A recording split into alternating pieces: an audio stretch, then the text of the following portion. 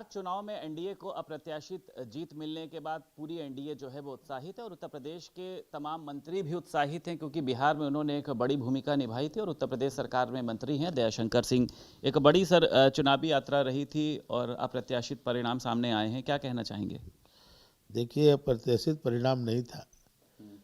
देखिए, मोदी जी की जो विकास का रथ है, लोकसभा के बाद आप देखें हरियाणा में प्रचंड बहुमत से जीते, महाराष्ट्र में प्रचंड बहुमत से जीते, दिल्ली में प्रचंड बहुमत से जीते।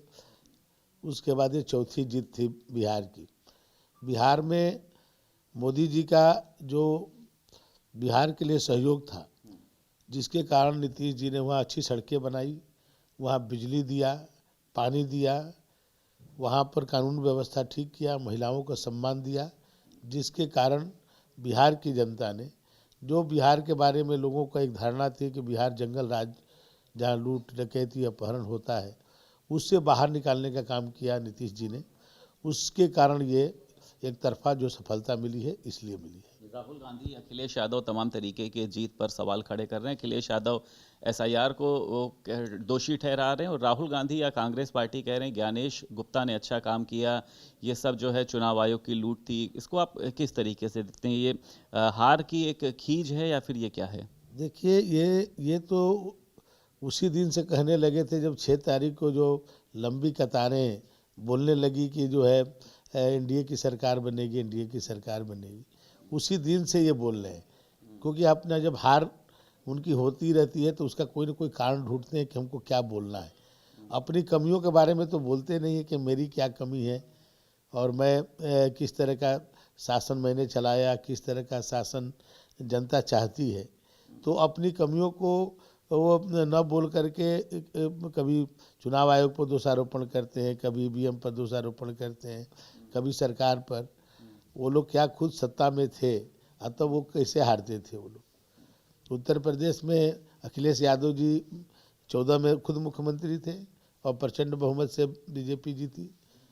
17 में खुद मुख्यमंत्री थे, उनके पैरों तले जमीन खिसक गई, उनको पता नहीं चला। 330 सीटें भाजपा पाई। तो ऐसा नहीं है। आज जब ये जीतते हैं तो यही चुनाव आयोग इनको अच्छा लगता है, वही जो है ईवीएम भी अच्छी रहती है। अच्छा मंत्री जी, अखिलेश यादव पीडीए को लेकर वहां पर पहुंचे थे। राहुल गांधी वोट चोर गद्दी चोर सबको पीछे छोड़ दिया आप लोगों ने। वहां पर कोई जो नारा नहीं काम किया, इनका कोई पीडीए वाला जो है वो नहीं काम किया। तो आपको लगता है कि क्या उत्तर प्रदेश में भी जो है 2027 में विधानसभा चुनाव है, इस तरीके की कोई तस्वीर सामने आएगी कि यहाँ पर भी आप लोग भारी बहुमत से रहेंगे और साइकिल हो या कमल हो या हाथी हो, ये जो है माफ़ कीजिएगा, साइकिल हो, पंजा हो, हाथी हो, ये पीछे होगा? देखिए, लोग अब जो है जाति पर वोट नहीं दे रहे हैं, लोग विकास पर वोट दे रहे हैं। जो मोदी जी के विकास को मॉडल को लोग पसंद कर रहे हैं। सभी जाति धर्म के लोग हैं, वो चाहते हैं कि विकास हो, सड़कें अच्छी हों, शिक्षा अच्छा हो, स्वास्थ्य अच्छा हो, उस पर वोट कर रहे हैं। और माननीय मोदी जी के नेतृत्व में ये सब चीज़ें अच्छी हो रही हैं। उत्तर प्रदेश में भी 38 सालों के बाद कोई सरकार अपने कार्य के बल पर दोबारा आई तो योगी आदित्यनाथ जी की आई। 1988 के बाद कोई सरकार रिपीट नहीं हुई। कोई रिपीट हुई तो योगी आदित्यनाथ जी की सरकार जो है 2022 में रिपीट हुई।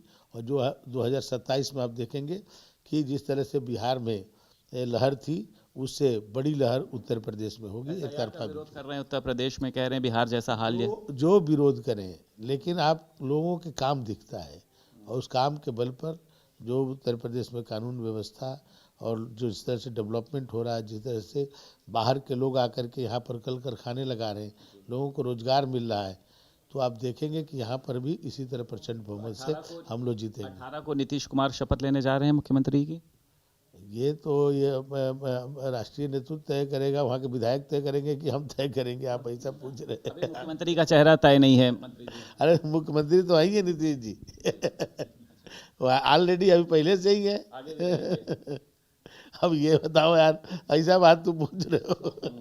ये वहाँ के विधायक तय करेंगे, राष्ट्रीय नेतृत्व तय रहेगा, नीतीश जी तय करेंगे कि हम तय करेंगे? लोग कह रहे हैं कि भाजपा जो है उनको साइड करने जा रही है, सब उनके चेहरे पर चुनाव लड़ा गया है। अरे ये सब जो है कि अब हार गए हैं तो अपने हार को खींच को ऐसे बयान दे करके मिटा रहे हैं।